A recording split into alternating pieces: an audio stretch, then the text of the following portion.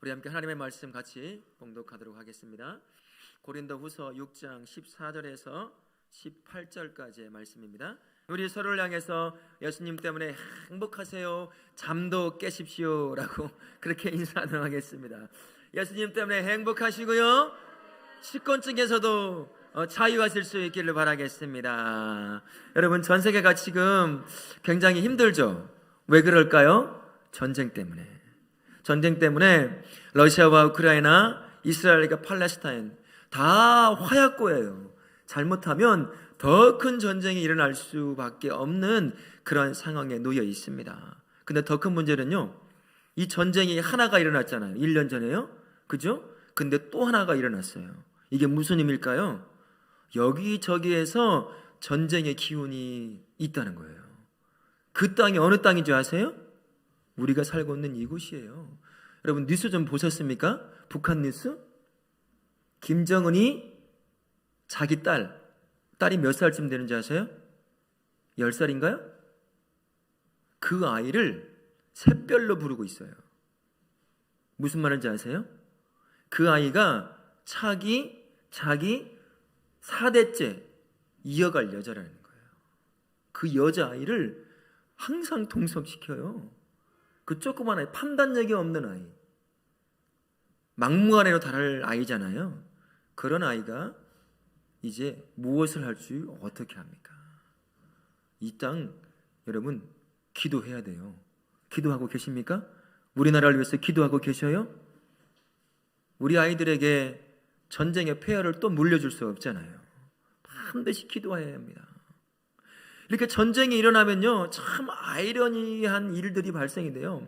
전쟁에서 승리하려고 각국이요, 전쟁을 일으킨 나라들이 엄청난 돈과 학자들, 과학자들을 동원해서 최고의 좋은 무기를 만들어내려고 합니다. 이제 이 우크라이나 전쟁, 이스라엘과 팔레스타인 전쟁을 기점으로 해서 또 다른 무기가 개발될 겁니다. 효과적으로 사람을 죽이고 효과적으로 전쟁을 이겨낼 수 있는, 이렇게 전쟁이 한번 일어날 때마다 기술이요, 비약적으로 발달을 하게 됩니다. 그 중에 하나가 뭐가 있냐면 투명망토 들어보셨어요? 투명망토. 영화에서 나오는 법학 그런 거 있죠? 네. 그것이 실제로 지금 만들어졌고 곧 상용화가 된다고 하더라고요. 그러니까 어떤 원리인지는 모르겠어요. 그냥 투명하게 하는 것이 아니라, 제 생각에는, 여러분 카미플라즈라는 말 들어보셨어요? 군대를 갔다 온 우리 장로님, 집사님들, 남자 집사님 다 아실 겁니다. 뭐 이상한 무늬가 있잖아요. 지금은 좀 바뀌었는데요, 어느 곳에 가면 자기가 위에서 보면, 멀리서 보면 잘 안 보이게 하는 거예요. 보호색과 같은 겁니다. 그래서 들통나지 않게, 그런 원리가 아닐까 하는 생각을 좀 해봅니다만, 그래도요, 그런 것이 상용화된다는 겁니다. 이렇게 자기를 위장할 수 있는 위장술이 군대에서만 발달하는 것이 아니라, 우리가 살고 있는 이 땅뿐만 아니라 자연 세계에서도 그런 일이 발생하죠. 연약한 동물들은 어떻게 할까요? 이 보호색을 가지고 있어요. 보호 모양을 가지고 있어가지고 이 포식자가 잘 못 찾게 만들어요. 또 때로는 포식자가 먹이를 잡으려고 아닌 것처럼 숨어있는, 그래서 먹이가 지나가면 탁 잡아먹는 그런 일을 한단 말이죠. 근데요, 우리가 살아가는 세상에서도 그런 일이 발생해요. 사람들에게서도 이런 위장술이 발달한다라는 겁니다. 이것을 두고 칼 융이라고 하는 정신 분석학자가 있었어요. 그 사람이 페르소나라고 이런 말을 썼거든요. 이게 우리말로 바꿔보면, 이제 영어로 바꿔보면 성격, 다른 말로 하면 원래 가면이라는 단어에서 나온 거거든요. 무슨 말인지 아세요? 사람들은 저마다 나름의 가면을 갖고 쓰고 다닌다는 거예요. 예를 들어서 오늘 교회에 오는 날이에요. 성도의 가면을 싹 쓰고 온 겁니다. 한번 보세요, 옆 사람. 성도의 가면을 쓰고 왔는지, 진짜 원래의 모습인지. 나름이요, 성도의 가면을 딱 쓰는 거예요. 회사에 가면 직장인의 가면을 딱 써요. 집에 가면 진짜 민낯이 드러나는 거죠. 이제 가면을 다 벗고. 오해하지 마세요. 여러분, 화장하고 온 것을 말하는 게 아니에요. 우리의 성격이라는 거예요. 나름의 가면을 쓰고 살아간다는 거예요. 근데 이게 세상을 살아가는 데는 건강하다고 합니다. 정신학자들에 의하면 그렇지 않고 민낯 그대로의 모습으로 살아가면 여러분 집에서 하던 일을 하던 방식으로 직장과 사람과의 관계에서 한다고 생각해 보세요. 용납될까요? 안 돼요. 집에서 하던 대로 교회 와서 한다고 생각해 보세요. 어떨까요? 자녀를 둔 부모들은 어떻게 했습니까? 예배에 조금만 졸기만 하면 어떻게 하겠어요? 일어나서 그냥 말아가 하고 소리를 질러내겠지요. 그러면 안 된다. 나름 가면을 쓰고 온다는 거예요.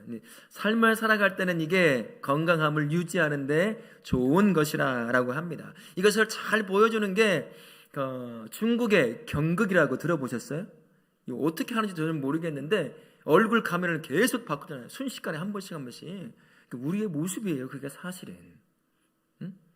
근데요, 이 자기가 살아가기에 좋은 이 위장술, 가면술이 통하지 않는 곳 유일한 한 곳이 있습니다. 그곳이 어딘 줄 아세요? 교회라고 하는 곳이에요. 교회는 하나님이 우리에게 주신 새로운 생명을 누리며 받아 누리며 사는 곳이 교회라고 할 수가 있지요? 그죠? 그러면 예수님이 주신 이 새로운 생명을 누리려고 한다면 위장술로는 안 돼요. 나를 가면으로 감춰서는 안 된다라는 것입니다. 있는 모습 그대로 하나님 앞에 가지고 나가야 돼요. 우리의 있는 모습 그대로는 어떤 모습인가요? 어떤 모습일까요? 죄인된 모습이에요. 영원한 죽음으로 갈 수밖에 없는 죄인된 모습 그대로 하나님 앞에 가지고 나아가야 돼요. 그리고 하나님 앞에 회개해야 되고 예수 그리스도를 인생의 구주로 딱 모셔드려야 합니다. 왕으로 모셔드려야 되고 주인으로 모셔드려야 하나님이 주시는 영원한 생명을 누릴 수 있는 거예요. 여기에 의인인 척하고 가면을 딱 쓰고 난 그런 사람 아니야 라고 앉아있으면 절대로 영원한 생명 구원 얻어 누릴 수가 없습니다. 하나님의 자녀됨의 신분과 권세 절대로 얻을 수가 없는 거예요. 성도로 가는 사람은 바로 이런 사람입니다. 성도로 불림받은 모든 사람은 가짜 의인의 가면을 다 벗어 던지고요, 진짜 자신의 모습, 죄인됨을 인정하고 철저하게 회개한 사람, 그래서 예수 그리스도를 구주로 모셔드린 사람, 그 사람을 성도라고 말합니다. 여러분, 가짜 의인의 가면 벗으셨어요? 집에 가면 화장솜으로 얼굴 벗기듯이, 벗긴다는 건 아니고요, 닦아내듯이 우리가 하나님 앞에 오면 그럴싸한 인간의 모습에 가면 다 벗어 던져야 돼요. 그래야 영원한 생명을 누릴 수 있습니다. 이 가짜 가면을, 의인의 가면을 딱 벗어 던지고 구원받은 성도는 그때부터 특별한 삶이 주어지게 되어 있습니다. 내가 예수 믿는다고 고백할 때요, 그와 함께 절대 빠지지 않는 삶, 특별한 삶이 항상 따라오게 되어 있습니다. 이제 더 이상 옛날 가짜 의인의 가면을 쓰고 살던 그 삶으로는 더 이상 살 수 없게 되었다라는 말입니다. 그것을 고린도후서 5장 17절에서 이렇게 말씀해요. 우리 같이 한번 하나님의 말씀 읽겠습니다. 시작. 그런즉 누구든지 그리스도 안에 있으면 새로운 피조물이라. 이전 것은 지나갔으니 보라 새 것이 되었도다. 이제 예수 안에 있으면 완전히 새로운 존재가 되었다는 거예요. 더 이상 가짜 의인의 가면을 쓰고는 살 수 없는 존재가 되어버렸다라는 겁니다. 이제 변화된 삶이 따라오게 되어 있다라는 겁니다. 구원받았다라고 말할 때는요, 반드시 그와 함께 바늘과 실이 함께 가는 것처럼 변화된 삶이 따라올 수밖에 없게 되었다라는 것입니다. 가짜 의인의 가면을 벗고 나면 이제 진짜 모습, 죄인이지만 이제 예수님 안에서 의롭다라고 부름받은 자신의 삶, 그 성도의 삶, 그 자녀의 삶을 살아야 한다라는 것이죠. 여러분, 그 삶이 어떤 삶일까요? 내가 구원받았다, 내가 예수님을 구주로 영접했다라고 하면 자연스럽게 필연적으로 따라오는 삶의 모습이 있다라는 겁니다. 우리는 그 삶을 뭐라고 부르냐면 거룩한 삶이라고 불러요. 다른 말로 하면 구별된 삶이다 라고 이렇게 부를 수도 있습니다. 여러분, 거룩한 삶이 어떤 삶일까요? 이 머리 위에 하얀 띠가 그려지는 거예요. 걸어다니는 사람마다 예수 믿으면 막 하얀 띠가 있고 뒤에 막 날개가 보이는 것, 천사 날개가 보이는 것 같아요. 그런 삶이 거룩한 삶일까요? 아니에요. 전혀 그런 삶이 아닙니다. 거룩한 삶이라고 하는 것은요, 가짜 의인의 가면을 벗는 삶이에요. 그리고 죄인 되지만 구원받은 그 자녀의 삶을 살아가는 그 삶 자체가 바로 거룩한 삶이라고 할 수가 있습니다. 가짜 의인의 가면, 쓰고 살던 그 삶과는 완전히 다른 삶이라고 할 수가 있어요. 예수님 안에서 새로운 피조물이 된, 아침에 들었던 말로 한다고 한다면 하나님의 자녀됨의 신분과 권세가 회복된 그 삶, 그 삶을 살아가는 것, 그게 바로 거룩한 삶이라고 할 수 있습니다. 구별된 삶이라고 할 수 있는 거죠. 오늘 말씀이 이 거룩하여 구별될 수밖에 없는 삶을 말씀해 주고 있습니다. 오늘 말씀을 요약해서 본다면 이런 말이에요. 구원받은 자에게 어울리지 않는 삶을 살지 말라라는 겁니다. 이게 무슨 말일까요? 예수님을 믿는 구원받는 삶은 사는 사람이라고 한다면 믿지 않는 세상 사람들이 살아가는 가치관과 세계관을 쫓아 살지 않는다는 것이에요. 믿지 않는 사람들이 가지고 있는 가치관, 그 가치관 여러분 아침에도 들었잖아요. 무슨 가치라고 할 수 있죠? 소유 가치예요. 세상은요, 아무리 고상하게 살아도 모두가 무엇을 얻으려고 하며 살아가는 것이 세상이에요. 그 가치관과 그 세계관을 쫓아 살지 않는 삶, 그 삶이 바로 거룩한 삶이다라고 얘기합니다. 손해를 보더라도 하나님의 의를 선택하고 하나님과 상관이 없는 삶을 살지 않는 삶, 그 삶이 바로 거룩한 삶이라고 할 수가 있습니다. 성도가 힘들지만 이 거룩한 삶을 살잖아요. 그러면 예수님께서 말씀하신 마태복음 7장 21절 말씀을 스스로 증명하는 삶이 되는 거예요. 우리 마태복음 7장 21절 말씀 같이 한번 읽도록 하겠습니다. 이러므로 그들의 열매로 그들을 알리라. 나더러 주여 주여 하는 자마다 다 천국에 들어갈 것이 아니요 다만 하늘에 계신 내 아버지의 뜻대로 행하는 자라야 들어가리라. 오늘 말씀은 20절과 21절에 합쳐져 있는데요, 21절에 나더러 주여 주여 하는 자마다 천국에 들어갈 것이다? 아니라고 말했어요. 20절에 뭐라고 시작하냐면 그들의 열매로 그들을 알리라. 열매를 보니 나를 향해서 아무리 주여 주여 외쳐도 천국에 못 들어가겠구나 라고 얘기하는 겁니다. 하나님께서 원하시는 뜻, 내 아버지의 뜻대로 행한다는 것이 무엇이겠습니까? 부름받은 성도, 부름받은 자녀의 삶을 사는 거예요. 그게 어떤 거겠습니까? 거룩한 삶이에요. 그게 구별된 삶입니다. 그 삶이 열매 맺는 삶이라는 거예요. 우리 하나님이 그 삶을 본다는 거예요. 우리 하나님이 그 삶을 본다라는 것입니다. 그럼에도 구원받은 성도에게 필연적으로 따라오게 될 거룩한 삶이 살다 보면 약해질 때가 있어요. 왜 그럴까요? 성도에게서 이 거룩한 삶이 약해지는 이유를 디모데후서 3장 5절에서는 이렇게 우리에게 가르쳐주고 있어요. 같이 한번 읽어보겠습니다. 디모데후서 3장 5절 말씀 봅니다. 같이 읽습니다. 시작. 경건의 모양은 있으나 이 같은 자들에게서 내가 돌아서라. 이 말씀이 가르쳐주는 것은요, 경건한 삶, 구별된 삶, 거룩한 삶이 능력이 없어 보인다는 거예요. 그래서 쫓아가지 않는 거예요. 여러 이유 중에 바로 첫 번째 이유가 바로 그것입니다. 거룩한 삶, 능력 없어 보이는 거예요. 그러니까 그거 쫓아가지 않는 것입니다. 세상 가운데서 거룩한 삶은요, 돈 앞에서, 권력 앞에서 아무것도 아닌 것처럼 보일 때가 있어요. 실제 그런 때가 있었습니다. 핍박의 시대, 그리고 박해의 시대, 순교의 시대에는요, 아무리 하나님을 믿고 부인하지 않고 모든 핍박과 박해를 견뎌도 순교당하는 일이 비일비재했었어요. 거룩한 삶을 살아도 하나님이 살려주지 않는 것 같은, 능력이 없는 것 같은 그러한 모습으로 보여지더라라는 것입니다. 여러분 혹시 영화 미션 보셨어요? 미션? 아주 오래된 영화예요. 아이들이 보러 가면 재미없어요. 이제 카톨릭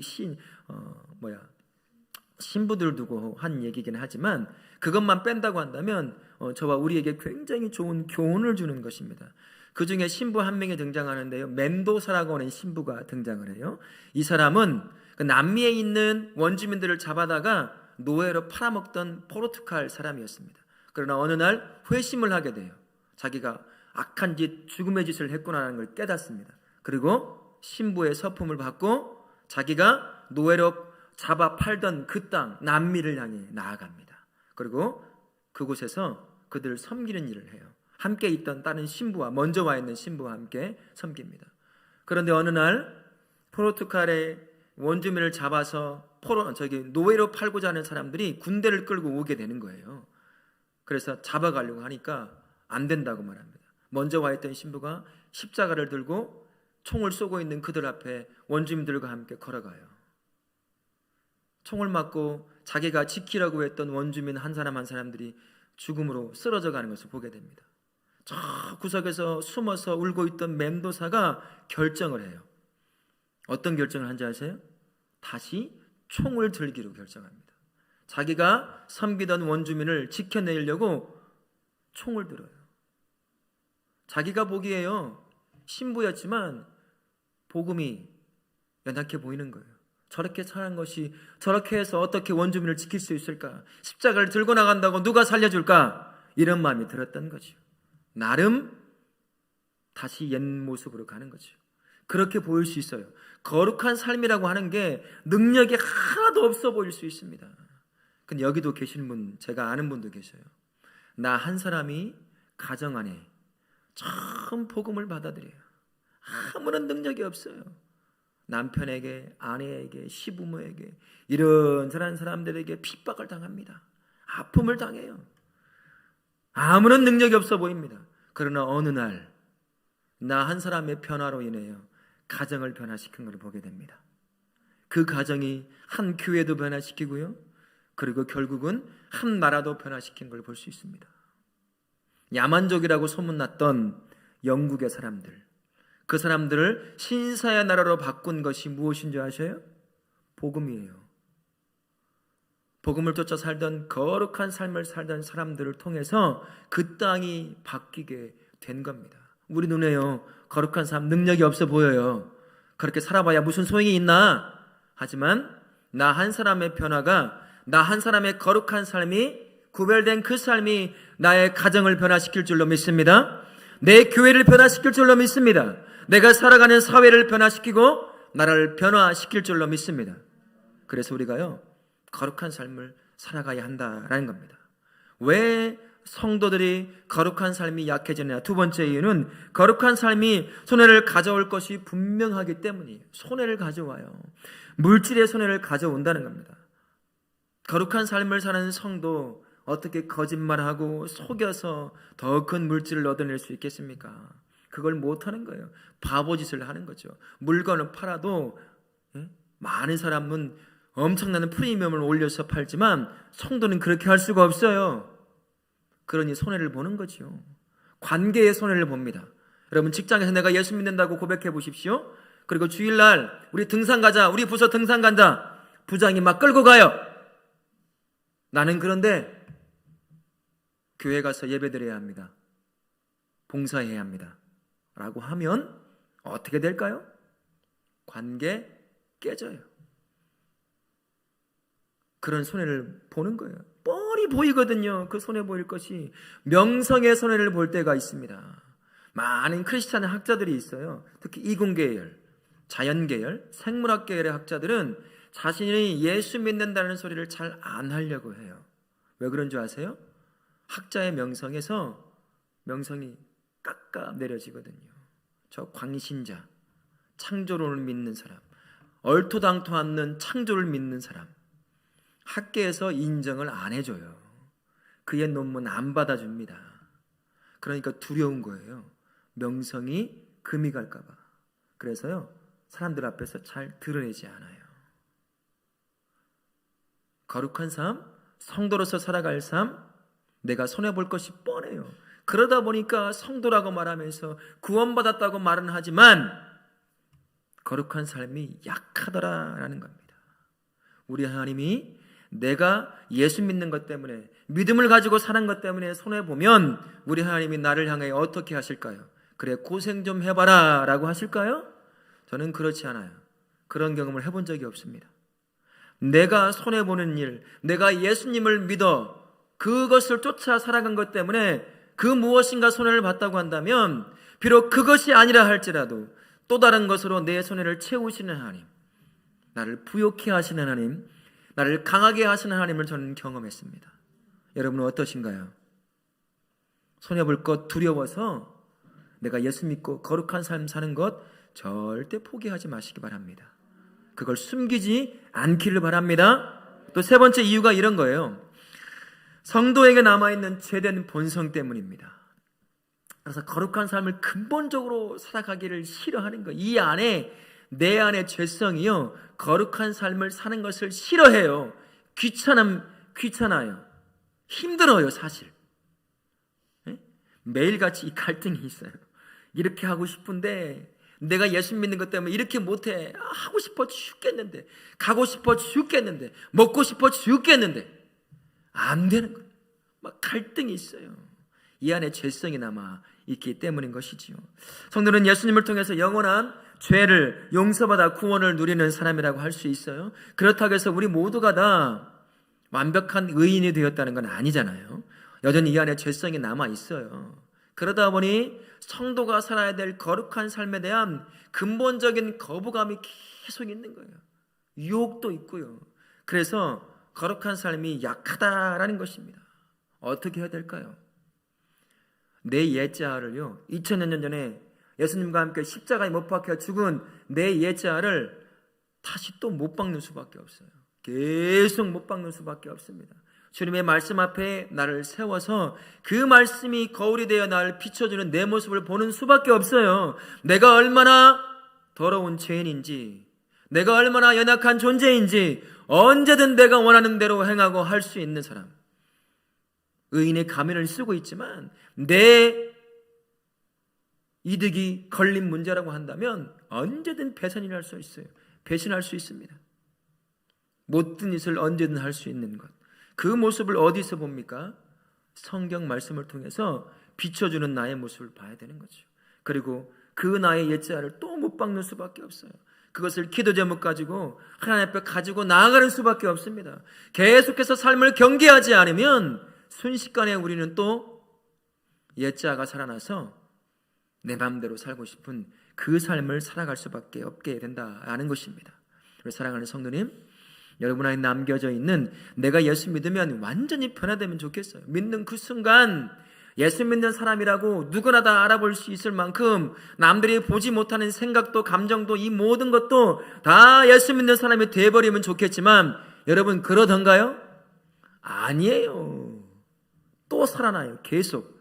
오늘도 아마 여기 앉아 계신 성도님들 중에 10번쯤 내 옛자가 살아난 분 계실지도 모르겠어요. 그거 죽여야 된다는 거잖아요. 그러려면 내가 알아야 돼요. 어디서 알겠어요? 말씀 앞에 서는 수밖에 없어요. 계속. 그래서 나를 발견하는 거죠. 또 죽이고 또 죽이고 또 죽이고. 그 삶이 평생의 삶이에요. 그 삶이 성화되어가는 삶입니다. 그 삶이 예수님의 장성한 믿음까지 자라는 삶이요, 예수님의 장성한 인격의 훈련까지 자라는 삶이라고 할 수가 있는 거죠. 이런 여러 가지 이유들 때문에 성도의 삶에서 필연적으로 따라오는 이 거룩한 삶이 연약해질 때가 있다라는 겁니다. 우리 성도님의 삶은 어떠신가요? 거룩한 삶을 살고 계십니까? 교회 안에서 보이는 것처럼 교회 밖에서도 거룩한 그 구별된 성도의 삶을 살고 계십니까? 때론요, 우리가 넘어질 수 있어요. 우리 그거 인정해야 합니다. 우리 능력이 없어서 또 넘어질 수 있다는 사실을 인정해야 해요. 그때 다시 하나님 앞에 나아가서 하나님의 능력과 지혜를 얻어 또 일어나야 되는 거죠. 무슨 말인 줄 아세요? 포기하면 안 된다는 겁니다. 엄밀히 따지면 거룩한 삶은 성도의 삶에 포기될 수 있는 삶이 아니에요.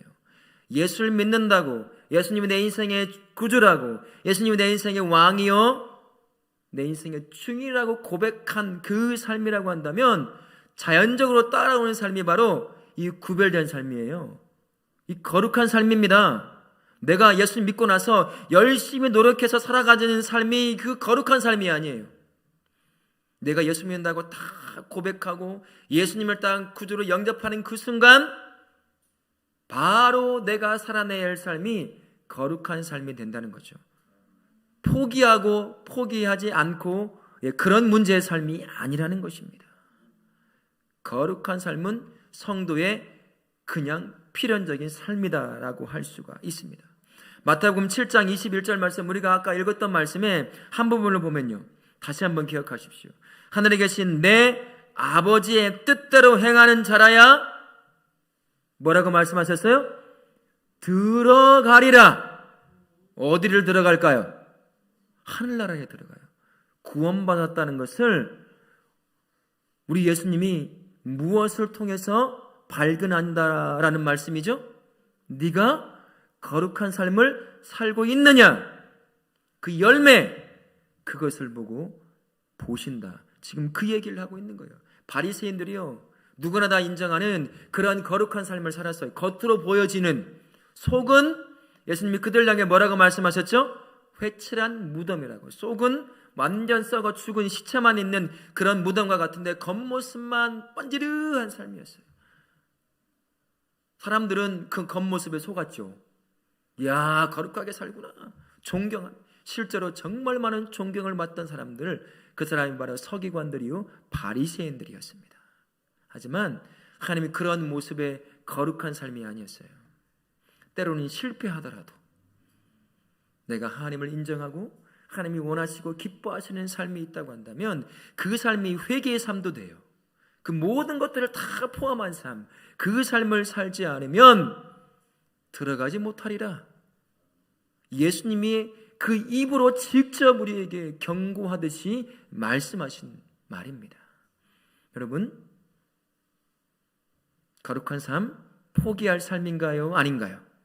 아니에요. 그 삶은 내가 살아야 될 나의 삶이라 하는 것을 꼭 기억하실 수 있기를 바라겠습니다. 우리 예수님께서 거룩한 삶을 소홀히 하는 자들에게 또 하나의 경고의 말씀을 주셨어요. 마태복음 5장 20절 말씀에 보면 이렇게 말씀하신 대로 같이 읽겠습니다. 내가 너희에게 이르노니 더 낳지 못하면 결단코 천국에 들어가지 못하리라. 이제 또 노골적으로 말씀하세요. 야, 네 눈에 보이는 저 서기관 보이지? 저 바리새인 보이지? 그들이 보여지고 있는 그 의보다 더하지 못하면 너 천국에 못 들어간다. 너 구원받은 거 아니야. 그 얘기를 하고 있는 거예요. 겉모습 말고요. 사랑하는 성도님, 입술로 성도가 구원받았다, 나 하나님의 자녀다 라고 고백하는 것으로는 안 된다라는 말입니다. 구원과 거룩한 삶에 관한 지식으로 머리가 가득 채워져 있다고 해도 그것만으로는 안 된다라는 것이에요. 삶에 거룩한 구별된 삶이 반드시 따라와야 세상과는 다른 삶, 손해를 보더라도 어려움을 당하더라도 그 거룩한 삶을 살아야 한다라는 것입니다. 이 한 주간 말씀 안에서 여러분의 삶을 세우시고요, 기도 가운데 하나님과 깊이 만나는 시간을 통해서 내가 구원받았다고 말하는 나의 삶이 정말로 구별된 삶을 살고 있는지를 매일같이 점검하실 수 있기를 바랍니다. 그리고 그 가운데 구원이 주는 거룩한 삶을 다시 회복시키는 복된 삶 되시기를 예수님의 이름으로 축원합니다. 아멘.